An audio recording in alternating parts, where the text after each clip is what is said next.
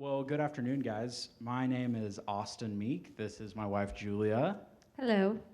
and we are really excited to talk to you all about entrepreneurship today and confess some things. A confession to start off, I was not a business major. I was a creative writing major. I graduated from Texas A&M, and at that time, the English program had three different tracks: rhetoric, literature, and creative writing. And I always liked creative writing, so I just did that and I stuck with it. And um, you will see throughout our story as we talk about Pokios the ways that Julia and I we have really different backgrounds. We aren't really like business people in the way that you might think of business people being. But everything that we've done in our lives has prepared us well to be running Pokios, to be living in Waco in 2020. You know, we really feel like we have been perfectly prepared for what we're doing here in Waco right now. So we're excited to tell you a little bit about our story. But the story with Pokios really starts with Julia. Hi, I'm Julia. So Pokio started as a shop in Dallas. It's by SMU. It's just a little shop there with maybe 2 tables, but that was my high school job. So the first weekend they opened, I went there, met the owner, and he said, "Do you want a job?" And I said, "Okay." And so they kind of became like a second family to me in high school. Older couple, they're in their 60s. They eventually got divorced, and I was in the middle of all that, and it was super fun. Um, but so anyways, I maintained a good relationship with them, came to Baylor, and when I was home for Christmas break and summer break, I would help them with caterings. And they always wanted me to start a Pokio shop in Waco, but it just never felt right. And so you were graduating from Baylor in 2010. So this was like 2006 to 2010 in Waco, which I know is just a few years ago, but really was a pretty different scene when Julia was in college. And then moved to California after I graduated in 2010. Had some fun for a few years. Then when we got married in 2015, he was going to go to law school, and so we moved to Waco because that was the plan. And then I was like, well, maybe I'll start a Pokios, and decided a food truck would be easier than a shop. And the Pokios people said, okay, like here, we didn't have to pay anything to get it going. No royalties, nothing. They just gave us all the recipes, all the branding, and said we could do whatever we wanted. So we got a Nissan cargo van, which it was originally a TV repairman's truck that he would haul the furniture with. We got that off Craigslist for $15,000 and took it to an RV shop that they had never done a food truck before, but they just put in like a tiny sink, and it became that Pokios truck. Sorry, I got further than you wanted. No, that was perfect. Thank you. Will you come stand by me over here? So one thing that I hear when Julia is telling her story is that the path was sort of paved for her, right? The people who technically own Pokios, the corporate brand, they had a long-standing relationship with Julia because she had put in so many hours with them building that trust. And it's easy to look at Julia's story and see or look at it and say, oh, you know, they gave you the keys to the franchise, they let you do whatever you want, anybody could have grown Pokios the way that you did. But the fact of the matter was she was only in that position because she had put in the hard work before. So there are a lot of cool podcasts to listen to, people to follow on Twitter, nice aphorisms about small business, but the through line for any profession is that if you're not putting in the work, there's just no way that you're going to achieve the results that you want. So thankfully, in Julia's case, she worked really hard when she was in high school and college for Pokios, and then was able to launch that into what Pokios is today. So like Julia said, we moved here January 2015. Yeah, I had taken the LSAT. I was kind of directionless at the time. I was living in Austin, making movies with some friends of mine. And they're the technical filmmakers. I was more on the marketing and comm side. But I had just taken the LSAT because I was a little bit directionless and bored, and so I decided to study. Was accepted into a number of schools that I liked, one of which was Baylor. And at the time that we were engaged, Julia really felt like Waco would be the easiest place for her to do this cookie and ice cream experiment while I was in law school. So the plan was, let's move to Waco, January 3rd, 2015. We get married, January 7th, 2015, we are living downtown at the Praetorian Building, where Brew Coffee Shop is on the first floor, and we're having fun. We're in a cool downtown apartment. We've been married for like 4 days. And the whole time that we'd been dating, I was living in Austin and Julia was in Los Angeles. So we honestly didn't have a ton of face-to-face time together while we were dating. But what that resulted in was a super rich friendship because we had spent so much time talking on the phone because that's all we could do. And that's applicable to all of our business relationships as well. Like, once again, there's no substitute for the hard work. There's no substitute for the time. Calling on a friend and seeing how they're doing. You know, someone you went to high school with, you're good buddies with, and it's fallen by the wayside for some reason. Dropping that person a text, like, it takes 30 seconds of your time, but those are the seeds that can really produce terrifically strong relationships. And you don't know if that's going to also always stay a personal relationship. Maybe it turns into a business relationship. So we want to make sure that we're constantly tending to this garden of relationships that we have. And because Julia had done a good job tending that all throughout high school and college, we had the opportunity to start Pokios on April 11th, 2015. Our very first event was on Elm Avenue. It was for a yearly festival that happens called Art on Elm, right across the street from Lula Jane's. And we'll talk about this more as we get later in, but it's coincidentally now, 4 years later, we have bought the property on Elm Avenue that we had our very first event at 4 years ago. And one of those things that we certainly didn't plan, but in Waco, if you work hard and you're not a jerk and you can somehow just hang on for long enough, I have found that there's tremendous growth happening around me at all times. And we can talk in a little bit about how cool it is to be in Waco specifically as an entrepreneur and some of the opportunities and challenges that you might find while you're here. So why don't you talk a little bit about, after that first day of Pokio, sort of how the business got stabilized and how we've been running it the last few years. So Club Sandwich, this was in 2015, Club Sandwich was always parked outside of Dichotomy, and then Sergio's was there in the morning. But I kind of just was under the impression of like, oh, that's what food trucks do. They park in front of places. And so everyone thought that we had invented this idea of like parking in front of different businesses and not paying rent anywhere. And I just thought that's what everyone was doing already. But later found out it was just a Dichotomy. So we did things a little differently than most food trucks do. Usually you'll pay rent at a trailer park and then you'll do events if people want you to come, but you usually have a home base. And we've never had a home base, which is kind of fun because it incentivizes people to look us up on social media to know where we are that day. So anyways, we started doing that. We started kind of making it like a scavenger hunt. And people really took to it. I think we came to Waco at a really good time. There wasn't much competition. And, you know, if you can be cool on social media, then people think you're cool in real life. And so we managed to do that because it was the only way to find us was on social media. And so we kind of... Let me interject there. If we were starting Pokios in 2005 versus 2015, I don't think that it would be as successful as it has been, and I don't think that it would have been as easy for Julia and me to run the business as it has been. But what we constantly have to ask ourselves is every year and every quarter, are we taking advantage of all of the technological advancement that's happened since we started this thing?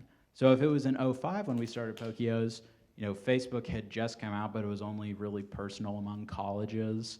We would have probably gotten an ad in the Waco Tribune-Herald, and we would have rented a storefront downtown and crossed our fingers and hoped that people showed up. And in 2015, when we started it, we can have Instagram, Facebook. We can not have the overhead of a physical location because we have a food truck instead of a permanent storefront, and we can be mobile. We're utilizing that mobility. So this year, like in 2020, just continually remind yourself that there's not been an easier time to start a business than there is today. You can get on Squarespace and in 5 minutes have a professional-looking website, you know, payment systems, graphic design, using Canva. Like it's really easy to, not easy of course, but it has never been less, there's never been less friction to start a business than there is today. We use something like LegalZoom to do all of your legal work for you. And so, yeah, one thing we always need to remember is let's take a pause, and look at the way that the world and new competition is changing, because we might need to refine our process as well. Yeah, what we found, so what used to be was there's the diner that is in the middle of the city, and they do burgers and spaghetti and pie, and they have a little bit of everything because it's all about location.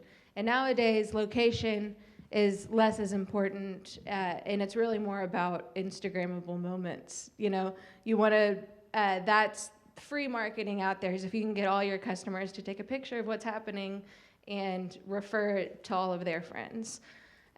So for us, it started with just like pictures of the actual product, cookies and ice cream, making it, you know, look enticing. And now it's kind of moved towards people posting. So we've started a new thing where you can text us or DM us on social media, and we'll come to your house or wherever you are. So $20 minimum is all you have to spend, which is 4 ice cream sandwiches.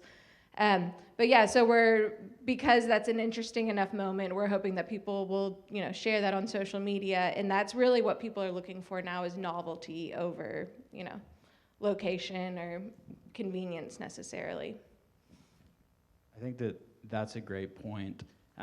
And in that is the idea of creating a product that is really unique. And that's something that every small business needs to be thinking about. So like Pepsi, for instance. Pepsi, if anybody saw their ads with the Super Bowl yesterday, Pepsi is always comparing itself to Coke. In every single one of their ads, it's always a little bit less expensive than Coke or a little bit bubblier than Coke. But the fact of the matter is, every single ad you're ever hearing for Pepsi reminds you of Coke. And with Pokios, for instance, we could have come in just as an ice cream place or a cookie place, but if we come in as an ice cream place, we're competing with Baskin-Robbins. We're competing with the frozen yogurt spots. You know, if we're coming in as a cookie place, we're competing with other local bakeries or Collins Street Bakery. But what we were able to do with Pokios, and I wish that any of you had been here in 2015 when Pokios first started, but it was phenomenal, like literally a phenomenon. We would go park the truck at Dichotomy, and we're pulling in at 7:55, and right when we do that, dozens of car doors open where people have just been sitting, and the street looks so silent. And then there's people in line all of a sudden. And they were coming because we had created not just something to compare or compete with Collins Street Bakery or with Baskin-Robbins, but we had created a new product. We had created this ice cream sandwich, and that's what people were coming to Pokios for, was to get an ice cream sandwich, to get something that was totally new. And you know, currently, there's a girl named Hannah Austin who's a Kappa, and she has a bakery that's on Austin Avenue called Bittersweet. And I host a radio show on the NPR station in town, and I do this monthly segment called the Small Business Spotlight. And I featured Bittersweet on it because I was, you know, of course, I keep track of the cookie and ice cream places that are in Waco and what they're doing. But Hannah reminds me so much of Julia in 2015, someone who came in to a market and just said, you know, maybe I'm not a traditional business person. Julia was a child and family studies major at Baylor, but I can bring a piece of commodity that no one else is doing, and that's an ice cream sandwich. Or in Bittersweet's case, these gigantic, gorgeous, stuffed cookies that she breaks really slowly on Instagram, and you can see the peanut butter running into the Oreos. And it's perfect. And so a lot of competition has come since we opened initially, and it's been really good to kind of help us focus in on what we are good at and who we are as a company. So I started, you know, doing some stuffed cookies, and then when Bittersweet opened, I was like, well, I don't really want to compete with that, because I didn't want to be spending my time doing that, actually. And so that's when we started to realize maybe our thing is mobile, is we're cheap, we're convenient, we come to you. And so that's when it's been really good to kind of help refine who we are as a business when competition happens in Waco. And that makes the whole city better because, you know, you have a variety of things. So yeah, that's great. That was exactly my point, is that we had to recognize we need a new differentiator. We need to have a new product that is in Waco, not just the ice cream sandwich. People have had that before. Coming to you, to your doorstep. text us your address, and we'll literally be there with an ice cream truck in 20 minutes. No one else is doing that. And now we have a second truck that we're able to double our efforts in that regard. So I like eating sushi. And one of the worst things about sushi is that it's really hard to take it to go. You know, you're driving on a road trip and you go pick up something and you've got soy sauce splattering around and wasabi on your pants. There's a company that recently opened up that's called Sushi Rito, and they're making burritos out of sushi. They are taking the messiness out of eating your sushi roll that you love. And of course, everybody likes anything wrapped in a tortilla. What Sushi Rita has done here is that they have changed the game for the way that they market their product. So every other sushi place that's trying to get you to come in their door is saying, our sushi is better than their sushi. What Sushi Rita can say is, our sushi is different than their sushi. So we aren't just selling people a fresh baked cookie and Bluebell ice cream. They can go get that at the store. We're selling them an ice cream sandwich. And for whatever business you go in, it's really helpful to be thinking of what is our differentiator and how can we get out of the comparison game with our competition and can get to the point where people just recognize us as different and they're willing to pay for that. So as he said, we just bought that land where we had our very first event, and our goal for 2020 is to hopefully get a Pokio's storefront going over there in some way. We don't know what that'll be. It may be a shipping container and it'll be soon, or we might be building a whole new building, we're not sure. But yeah, we are committed to helping grow East Waco with Pokio's, and then Austin's starting this Taco Waco. I'm not sure if y'all saw that up there, which is a taco truck. And long-term goal in the Bull Durham building, we're hoping to do a bar/concert venue/dance hall/cultural arts center. That's the Bull Durham building across from Lula Jane's. So yeah, we're excited. Neither of us really wanted Pokio's to take over our lives, and it's kind of been, you know, a struggle as a business owner that you can't quit your job because it pays the bills and no one's there to catch it. So there's been a really big learning curve for us as far as life work balance, and especially now we have a 20-month-old daughter, and so that threw a wrench in things because he wants to be a much more involved dad than I was expecting. So I have to work. But it's been fun figuring it out, and you don't really know how it's going to go until you start doing it. So there are always going to be inflection points in life. You are a high school senior, you choose which college to go to, decide which people to live with after freshman year dorms.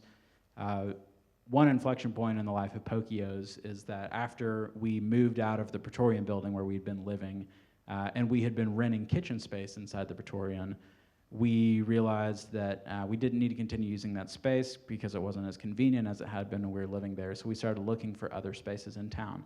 And I had spoken at a Rotary Club meeting a few weeks before and had met one of the execs at the Hilton in downtown Waco.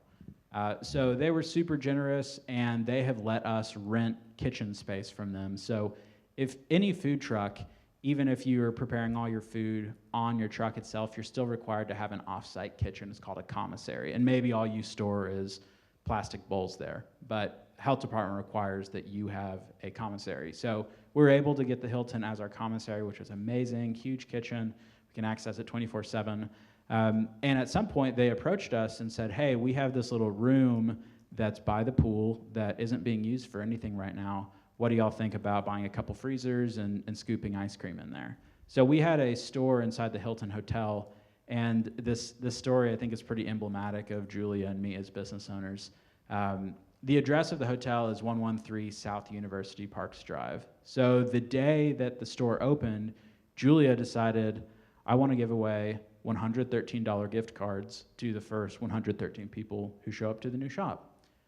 Which I was like, yeah, that sounds amazing. I can't wait to be there. There were 400 people in line waiting for it. It was a killer debut.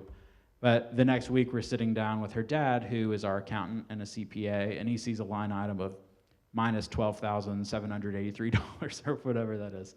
the number of gift cards that we'd given away. And if we ran our business solely looking at the numbers and the dollars and cents, that probably would not have been the move that we made. Maybe we give away gift cards for the first 50 people and they're each $15.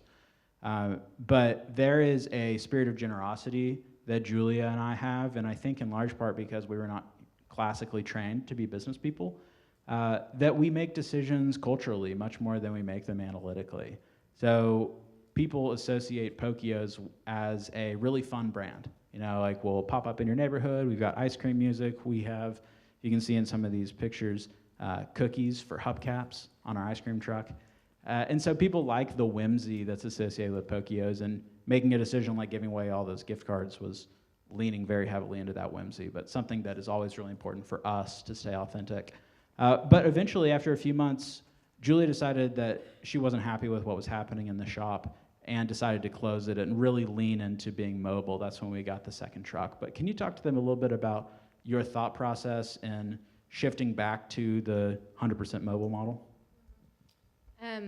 Yeah, so the Hilton shop, we were only really getting hotel guests. We weren't really getting outside people. So what I had said before as like location doesn't matter, people will find you, like it does matter a little bit. And so I learned that the hard way after being in the Hilton is, it was kind of quiet and not really the vibe that we wanted people to feel coming to Pokios. And so, wait, so what did you want me to talk about? I was asking about the decision to close the shop and to get a second truck. So yeah, I just pretty quickly knew like this isn't, even if we can market it enough, it's not the correct atmosphere for Pokios. So closed it down, we got a second truck, and now we're completely mobile with both, and we'll eventually have another storefront. But I think that it's really important for the place that the customer is right outside your business to reflect the business itself. And so I'm excited to open up a storefront that actually feels right with Pokios, like maybe have some porch swings on a cottage, or something that leaves people wanting to come back and is not just a quiet hotel lobby. So. And I'll touch on this last point, and then we can open it up for some questions and answers. Thank you so much for listening to Julia and me. I want to talk for a second about betting on yourself and leaning into the things that you are good at, even when it might not give you a direct path and you know exactly what the next steps are. So there is a music journalist that I really like a lot named Ted Goya. And Ted was speaking on a panel a couple months ago, and someone asked him, "Mr. Goya, I'm a college student. I want to write about music just like you. What should I do? What's the path?" And of course, the answer is what I said at the very beginning. There's no substitute for the work. You have to get your pages down. But if this student goes through college saying, "I'm a writer, and that's all I do," and continues, shirking off the hiring manager because this isn't a writing job, this isn't for you writing your novel, we need you to write copy for a ad company. This person has such a singular focus on becoming a writer that they put other opportunities to the side and they don't always capitalize on them. I would encourage you to capitalize on those opportunities if they come, and if they aren't coming, find a way to make those opportunities happen for yourself. Because, in Ted's case, he didn't just have Rolling Stone call him when he was 21 years old and say, "Hey, here's $500 to go on a trip with the Doors." He started writing for his student newspaper, and then he wrote for the city newspaper, and then it got picked up by one magazine, and then he had a syndicated column that was running in 50 newspapers across the country. And it just so happened that Ziggy Marley was in Jamaica, and he was reading this newspaper about Ted Goya writing about jazz, and Ziggy Marley loves jazz. So Ziggy Marley decides to get in touch with Ted Goya so he can write the liner notes for Ziggy's new album about reggae. And because Ted writes the album notes on the liner notes on the album about reggae, then he gets invited to a music festival where he's talking about reggae and talking about culture. And every single one of those stops is bringing income in for Ted. So at this point, he's not just a writer of album reviews. He is a cultural critic on reggae music. He is an expert on reggae and now goes and gets to talk to university students about the movement. So it's easy to think I'm going to study entrepreneurship for 4 years, then I can come out and then I'm an entrepreneur. You're not. You have all the skills that you need to be an entrepreneur, but also you have a lot of those skills right now. So create opportunities for yourself to test those skills and to grow them, because the only way that you're going to increase your capacity is by pushing yourself. You know, they say weakness is, or pain is weakness leaving the body. That happens with business too, like staying up those late nights, working when you should be sleeping. That is all contributing to making you a more resilient entrepreneur. And I think it's really important for all of us to consider, like, how seriously do we want to take this entrepreneurship thing? Like Julia and I, we've been running Pokeos for almost 5 years now. We could have 10 Pokeos across Texas. You know, put one in College Station, where I went to school, throw one in Austin. But the fact of the matter is, we've decided to lean into Waco. That's the lifestyle that we want. Those are the entrepreneurs that we want to be. It's people who are more tightly focused on their city, rather than just taking one concept and replicating that over and over. And for some people, that's the right tactic. You should, for sure, work on growing this business as quickly and profitably as you can. But we decided, you know, we had this baby, like Julia mentioned, and hit us out of the park. Like, we want to be parents, and we want to find ways that we can sustain the lifestyle that we need in Waco by our businesses. So Pokeos is one of them. The taqueria, owning the property. You know, we're trying to diversify in the way that Ted is writing about reggae and talking on a podcast about it and reading an article. We're trying to do multiple things as well with Pokeos. And one last thing that I will tell you guys about, as I mentioned earlier, I have a radio show. It's called Downtown Depot. If you are at all interested in small business or really about the life and culture of Waco, I would suggest to you to check it out. If you have Apple Podcast or the NPR One app or the Google Play Store, you can just search for Downtown Depot. And the show is me as a small business owner talking to other small business owners, engaged citizens, and city leaders about development in Waco. Sometimes that's real estate development. Sometimes that's cultural development. Talking to Fiona Bond, who's the head of Creative Waco, who put in all those amazing animal sculptures that are now lining the Brazos River on the west side. So that show is really fun, and that is my best professional development tool. I get to talk to people way outside of my tax bracket and my knowledge bracket because they want to be on National Public Radio. I don't fault them for it. It's an amazing honor that I get to be on there every 2 weeks. But I encourage you to find people that you can continue to learn from. They say we are the sum of the 5 people who are closest with us. I feel really good about being in a group with Julia.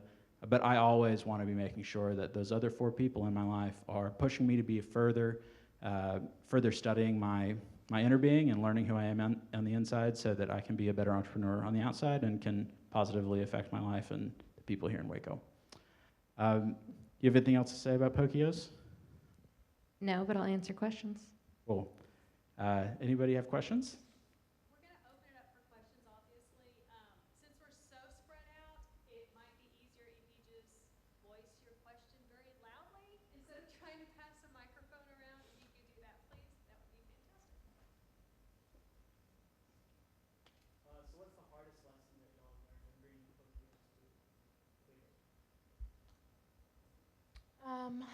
The hardest lesson I've learned is how a small business can really take over your life. Like, something goes wrong and you have to deal with it. There's no shutting off at a certain time.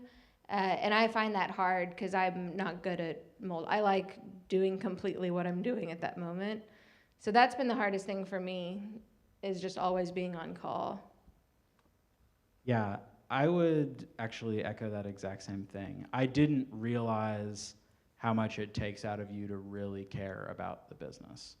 And I have started to care less about the business as we move further away from it starting, and now that it's more stabilized. But like, for instance, if we are on Baylor campus and it's DIA and there's 50 people in line, if that was right after we had opened and I was the one who had been working in the truck all the time, I would go up there and I would get in the truck and I'd be scooping more so we can go this much faster in line. Now I see like 50 people on, I'm like, they can take care of it. I trust them. But a hard thing that I've learned is that you really get out of it what you put into it. Like there's no substitute for that hard work. I can assume and I can check on my employees to make sure that they are working hard, but the fact of the matter is it's not reasonable for me to think that anyone is going to work as hard as I would. We are the ones at the top of the food chain. We get the most benefit of the hard work that happens inside the truck. So for me as a manager, it's been a hard thing to learn how much grace I need to give to employees, but nonetheless, they need it. You know, we ask mostly 18 to 22-year-olds to drive around a big truck, and we're not hiring them because they are aspiring NASCAR drivers. We're hiring them because they're personable and can make us profitable. But so someone's driving and they hit a sign or they run out of gas because they weren't paying attention.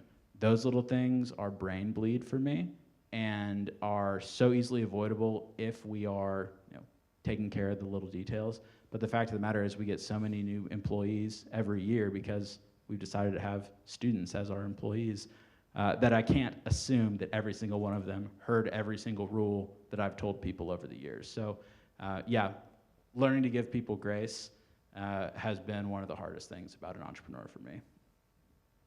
Thanks for your question.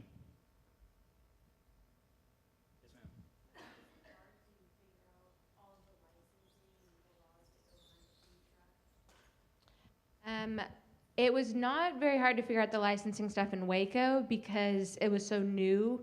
I'm sure it would have been a lot harder in Dallas or Houston where there's more people to talk to. But I had one guy, why can't I think of his name right now, at the health department, who he would have sat with me for 3 hours if I wanted to.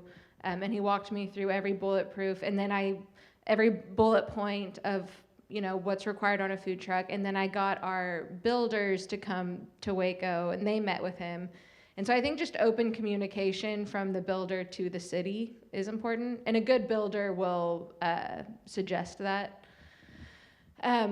So not as hard as I thought it would be. They kind of like walk you through it. Yeah, they don't want you resubmitting your application 6 times. They would so much rather help you in the initial stages, give you the information that you need so that you can make their life easier in the future. That's something that I have to remind myself of with a lot of these city employees is that for the majority of them, this is a turn your brain on at 8 a.m., turn it off at 5 p.m. So you can go focus on the rest of your life. There's nothing wrong with being an employee like that. But so you have to be persistent in getting them during those windows. And I found that if you can be persistent with that and you can actually get them in the room and talking, they're so helpful, and they really, they want Waco to be as wonderful as it possibly could be. And presumably with your food truck now on the streets, it's going to be even more wonderful. It's the same thing like with employees at Magnolia. People get mad at Magnolia or mad at the city of Waco. But the fact of the matter is that all the people who work there are people who live in Waco too. They're also impacted by I-35 traffic. You aren't the only one who is a little bit late to work today. Yeah, definitely having good relationships with the city helps you down the road when something happens. Because inevitably something will happen being mobile. Like, you don't have a permit to be here. But if the people know you and know that you've always tried to cover your bases as much as possible, then, yeah, you can get a lot of forgiveness. And I'm kind of the more communications media side of our partnership and, do that with the radio show and go on TV. But I can't tell you how many times having connections in the media has been helpful for us with Pokios, not just in the marketing that we get to do if we are asked to be on someone's show. But for instance, we had failed a health inspection because there was not hot water in the Praetorian building one day when we were getting inspected. And so I had a conversation with the health inspector, hey, sorry, the hot water's off. Can you come back and finish the rest of the test tomorrow? And he's like, yeah, that's fine, no big deal. But immediately after the health inspector writes his notes, that gets sent to the news stations. So Channel 10, the CBS affiliate in Waco, they're about to go in all Central Texas with the health scores, and they were about to show an F for Pokios. But thankfully, I had a relationship with the anchor there, and she called me before they went there and said, hey, I don't know if this is right or not, but can you clear this up? And I told her about the issue with the water and it was being fixed, and it was fixed the next day, so it wasn't an issue. But if we'd not been able to control that media that was going out about us, that would have been really detrimental. So the relationship component, it cannot be understated, whether it's relationships with your employees or it's relationships with the media, or relationships with your customers, of course. The time and effort needs to be put into those so that they can remain fruitful.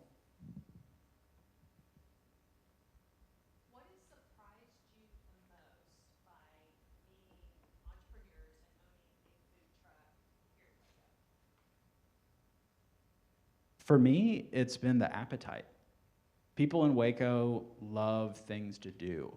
And they're like, this is a very event-driven city. And it's something that I didn't know before I moved here. But I think that's in part because if you talk to people who lived in Waco pre-2010, that's about when, the mid-2000s, 2010 is about when downtown really started to perk up. And Magnolia has exacerbated every positive effort that had started before they began. But if you talk to people who lived in Waco in the 90s and the 2000s, they would tell you that they didn't have a ton to be really proud of with their city. People would hear Waco and they would think about David Koresh, biker, not biker shootings, that'd be later, but the rise of the food truck culture, having fun things to do that you might find in a larger city, the people in Waco have really latched onto that. And we see lots of other examples of that too. So there's a new thing that's called East Side Market, where about once a month there's this huge vintage vendor fair and food trucks that come to Brotherwell Brewing is where they've been doing it recently. But that's something that just 4 guys got together and said, this thing isn't in Waco. We want a place to kick it on Sundays that's comfortable and inexpensive. And so they threw together this East Side Market, and it happens over at Brotherwell. And you'll show up to Brotherwell on a Sunday afternoon, and there'll be 200 or 300 people there. And I always go to Brotherwell thinking I'm going to show up and it's me and 2 other guys that I know. But I can't tell you how many times I've gone to one of these Waco events and I'm surrounded by people that I've never even seen before. And that's an indicator to me that this part of the pie that I'm in, age 25 to 34, white male, there are a lot of people who are also thinking like me, who think that a place on Elm Avenue we can go drink beer is a great job, and that's something that they want to spend their time doing. So yeah, the appetite for things like food trucks has been the most surprising thing to me since we came to Waco. Just the sheer number of people who live in Waco who want things to do. That's why everyone's so excited about a Topgolf coming or Hop Dotty. We want events to go to. If we're gonna go spend the money and leave our apartment where we're watching Netflix and getting everything on Amazon Prime, it needs to be for a good reason. And so it's a challenge to all retailers in Waco to make sure that you are having an experience. It's not just a transaction when people come to your place. Yeah, it's definitely surprised me how much people love small business in Waco. They really kind of put pressure on you to do a good job. And I think that's what I was not really expecting. I was thinking like, oh, I'm a small business owner. Like, I can close it down whenever I want and like go on vacation. But people will get mad if Pokio's is closed for a week, so I have to find a way for it to like operate without me. And I think that just pressure to continue doing a good job, I wasn't really expecting.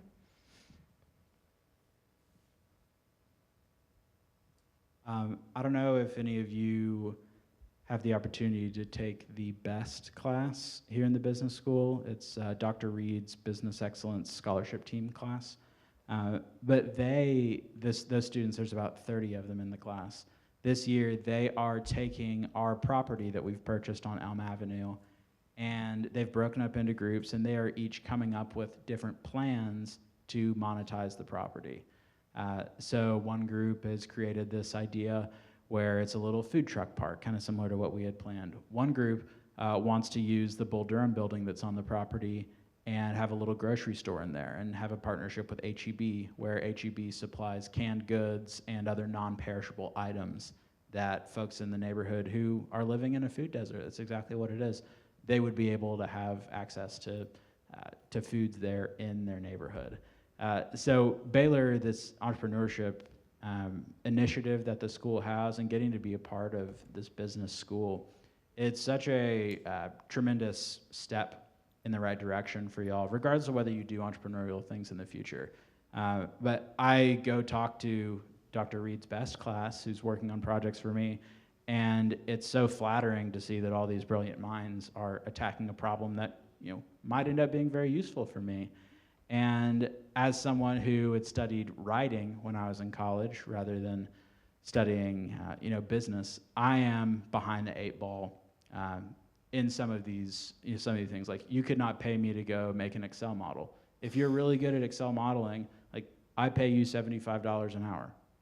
It's useful to have these hard skills, and you can be in a business program and it's difficult and you're not maybe not happy with what you're learning, but I would encourage you all, like, find the hard skill that's sort of in your niche, whether that's learning to do terrific modeling, whether that's graphic design, whether that's coding, and make sure before you leave this entrepreneurship program that you could make $1 if you only did that hard skill. Soft skills, they can come and go. Some people have them more naturally than others. But if you can code your butt off, I'm not going to care that you're socially awkward because I needed this program written. So think about that as you're sort of winding down your time here at Baylor, or if you're just getting started, even better. They say that the best time to plant a tree is 20 years ago.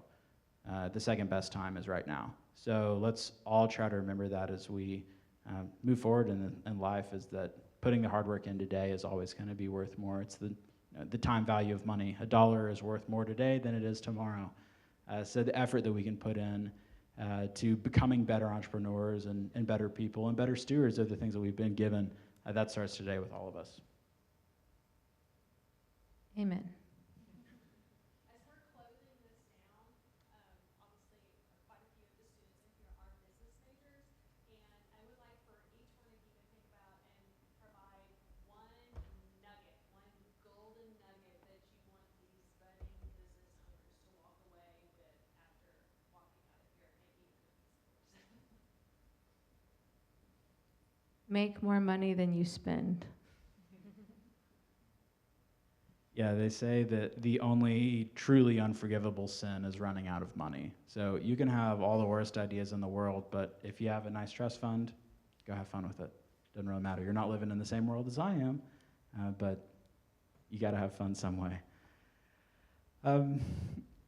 For me, the big thing that I've been thinking about lately, and I talked about it earlier, but is coming up with something that's a new category. Like, try to find a new category.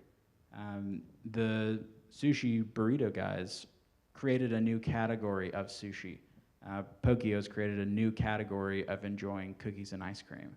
So for whatever your chosen niche is right now, think about a way that you can get out of the competition game. Like, if you wanted to start your own search engine, you're just not going to be able to compete with Google. You're never going to do that where you are and where they are.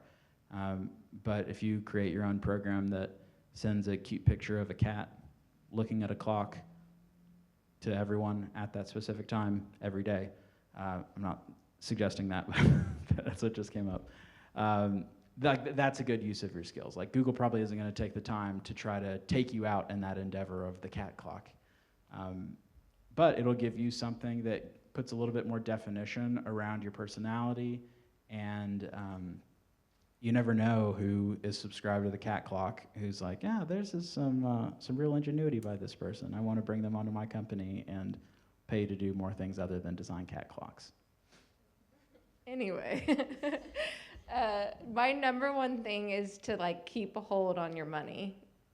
So there's a lot of really great apps right now where every day we go through every single transaction, we put it in a category, and just seeing where you're spending your money and setting sales goals will save you so much. We didn't do that for probably the first 4 years of the business. We were just like, you need at least, we don't have a lot of, we have a lot of crossover characteristics as business owners, and we're missing a lot of characteristics between the two of us. One of them is accounting. But this year, I finally decided to assume the role, and it's changed everything, being able to set a sales goal and know as long as we're doing this every day, we're fine. And so I would say that's the number one thing, is just know where your money's going and what's coming in.